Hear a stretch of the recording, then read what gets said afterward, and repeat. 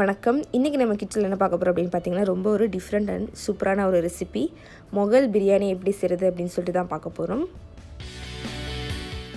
இப்போ நான் 1 kg mutton எடுத்து நல்லா க்ளீன் பண்ணி வச்சுருக்கேன். இப்போ இதில் நான் 2 டேபிள் ஸ்பூனுக்கு தயிர் ஆட் பண்ணிக்க போகிறேன்.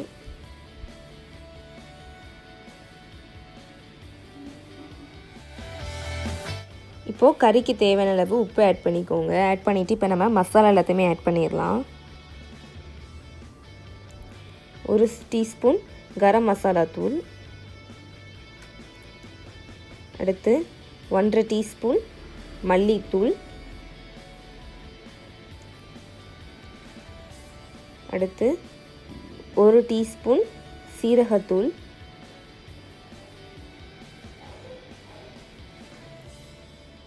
அடுத்து 2 டீஸ்பூன் மிளகாய்த்தூள்.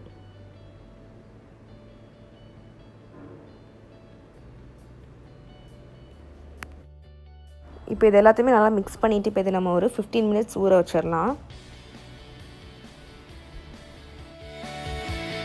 இப்போ நான் ஒரு குக்கரில் 2 டேபிள் ஸ்பூன் நெய்யும் 1 டேபிள் ஸ்பூன் எண்ணெயும் ஆட் பண்ணியிருக்கேன். ரெண்டும் நல்லா ஹீட் ஆகட்டும். இப்போது ஹீட் ஆயிடுச்சு. இப்போ நான் இதில் வெங்காயம் ஆட் பண்ணிக்க போகிறேன். 3 பெரிய வெங்காயம் கட் பண்ணது. இப்போ நான் இது கூட 4 பச்சை மிளகாய் ஆட் பண்ணிக்கிறேன், 2ஆக கட் பண்ணது. ஆட் பண்ணிவிட்டு நல்லா வதக்கிக்கலாம். நல்லா வதங்கின பிறகு நம்ம மற்ற இன்க்ரீடியன்ட்ஸ் எல்லாத்தையுமே ஆட் பண்ணிக்கலாம்.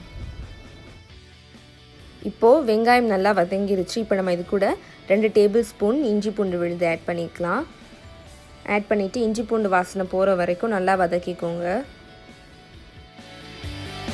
இஞ்சி பூண்டு வாசனை போகிற வரைக்கும் நம்ம நல்லா வதக்கியாச்சு. இப்போ நான் இது கூட 2 தக்காளியை கட் பண்ணதை ஆட் பண்ணிக்கிறேன். ஆட் பண்ணிவிட்டு அதையும் நம்ம நல்லா வதக்கிப்போம். இப்போது தக்காளியும் நல்லா வதங்கிருச்சு. இப்போ இது கூட நம்ம மட்டனை ஆட் பண்ணிக்கலாம். நம்ம மிக்ஸ் பண்ணி வச்சுருக்கோம்ல மட்டன், அதை ஆட் பண்ணிக்கலாம். ஆட் பண்ணிவிட்டு இப்போ அதையும் நல்லா மிக்ஸ் பண்ணிடலாம்.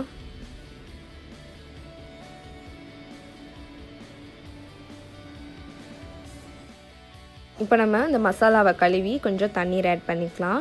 ஆட் பண்ணிவிட்டு அதை நல்லா மிக்ஸ் பண்ணிடலாம்.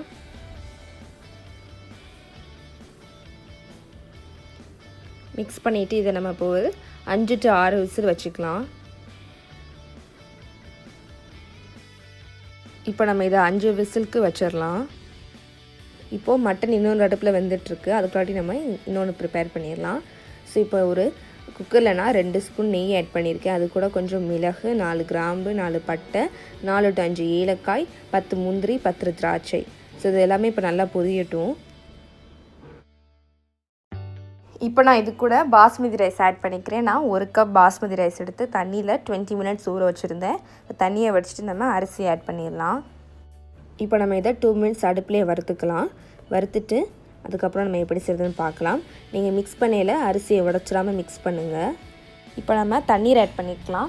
1 கப் பாஸ்மதி ரைஸ்க்கு 1.5 கப் தண்ணி. நீங்கள் எந்த கப்பில் நீங்கள் அளந்தீங்களோ அதே கப்பில் 1.5 கப் தண்ணீர் ஆட் பண்ணிக்கோங்க. இப்போ நான் 1 கப் ஊற்றிட்டேன். இன்னொரு 1/2 கப் தண்ணீர் ஆட் பண்ணிப்போம். ஆட் பண்ணிவிட்டு நல்லா மிக்ஸ் பண்ணிடுங்க. மிக்ஸ் பண்ணையில் அரிசியை உடச்சிடாமல் மிக்ஸ் பண்ணுங்கள். இப்போ இதுக்கு தேவையான அளவு நம்ம உப்பு ஆட் பண்ணிக்கலாம். நம்ம ஏற்கனவே மட்டனுக்கு உப்பு ஆட் பண்ணியிருக்கோம். ஸோ சாதத்துக்கு நீங்கள் பார்த்து உப்பு ஆட் பண்ணிக்கோங்க. ஆட் பண்ணிவிட்டு நம்ம இப்போ இதை நல்லா வேக வைக்கலாம்.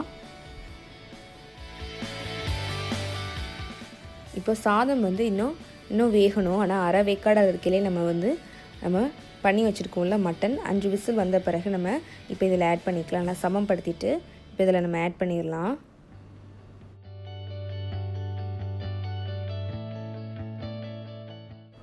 இப்போது மட்டனையும் சாத்தையும் நல்லா மிக்ஸ் பண்ணிடலாம். நீங்கள் மிக்ஸ் பண்ணையில் சாத்தை உடச்சிடாமல் மிக்ஸ் பண்ணுங்கள்.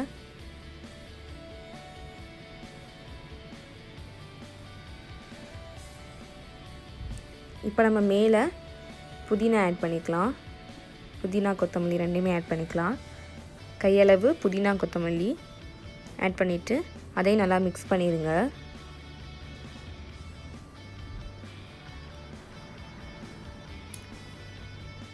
இப்போ நான் இதில் சூடான பாலோடு சேர்த்து குங்குமப்பூ ஆட் பண்ணி வச்சுருக்கேன். அதை ஆட் பண்ணிக்கிறேன். இது ஆப்ஷனல் தான். உங்களுக்கு வேணும்னா நீங்கள் ஆட் பண்ணிக்கோங்க, இல்லைனாலும் ஒன்றும் பிரச்சனை இல்லை. இப்போ நம்ம இதை தம் போட்டுடலாம். இப்போ தம் போடலாம். அதுக்கு இப்போ நான் குக்கரை மூடிட்டு 10 மினிட்ஸ் அடுப்பை சிம்மில் வச்சுக்க போகிறேன். இப்போ 10 மினிட்ஸ் ஆயிடுச்சு. ஓப்பன் பண்ணிடலாம். இப்போ நமக்கு சுவையான முகல் பிரியாணி ரெடி ஆயிடுச்சு. ரொம்ப டேஸ்ட்டாக இருக்கும். பாருங்கள், நல்லா வெந்துருச்சு. சாதமும் உடையலை. ஸோ சாதத்தை கிண்டையில் நீங்கள் உடைச்சிடாமல் கிண்டணும். அப்போ தான் இந்த மாதிரி உங்களுக்கு நீளமாக வரும். இப்போ நமக்கு சுவையான முகல் பிரியாணி ரெடி ஆயிடுச்சு. ரொம்ப சிம்பிள் அண்ட் ஈஸி தான். ரொம்ப ஒரு டேஸ்டியான ரெசிபியும் கூட. கண்டிப்பாக அதை நீங்கள் வீட்டில் ட்ரை பண்ணி பார்க்கணும். எப்போதுமே ஒரே மாதிரி பிரியாணி செய்யாமல் இந்த மாதிரி டிஃப்ரெண்ட்டாக செஞ்சு கொடுத்தீங்கன்னா கிட்ஸும் ரொம்ப விரும்பி சாப்பிடுவாங்க. உங்களுக்கும் ரொம்ப பிடிக்கும். ஸோ கண்டிப்பாக அதை வீட்டில் ட்ரை பண்ணி பாருங்கள். இந்த பிரியாணி மோஸ்ட்லி ஹைதராபாத்தில் தான் செய்வாங்க. ஸோ அதை எனக்கு உங்ககிட்ட ஷேர் பண்ணிக்கலாம் அப்படின்னு நினச்சேன். ஸோ ட்ரை பண்ணி பார்த்துட்டு எப்படி இருக்குது அப்படின்னு சொல்லிட்டு கமெண்ட் செக்ஷனில் ஷேர் பண்ணுங்கள். இதே மாதிரி நம்ம சேனல்லலாம் நிறையா பிரியாணி வெரைட்டிஸ் போட்டிருக்கேன். கண்டிப்பாக அதெல்லாம் உங்களுக்கு நான் டிஸ்கிரிப்ஷன் பாக்ஸில் லிங்க் கொடுக்குறேன். மறந்துடாமல் செக் பண்ணி பாருங்கள். அதையும் போய் இந்த வீடியோ பிடிச்சிருந்தா லைக் பண்ணுங்கள். உங்கள் நண்பர்களும் இந்த பிரியாணி செஞ்சு சாப்பிட்ணுன்னு நினச்சிங்க அப்படின்னா மறந்துடாமல் அவங்களுக்கும் ஷேர் பண்ணுங்கள். மறந்துடாமல் சேனலை சப்ஸ்கிரைப் பண்ணி வச்சுக்கோங்க. அப்போ தான் இந்த மாதிரி ரெசிபியெல்லாம் நீங்கள் உடனே பார்க்க முடியும். தேங்க்யூ.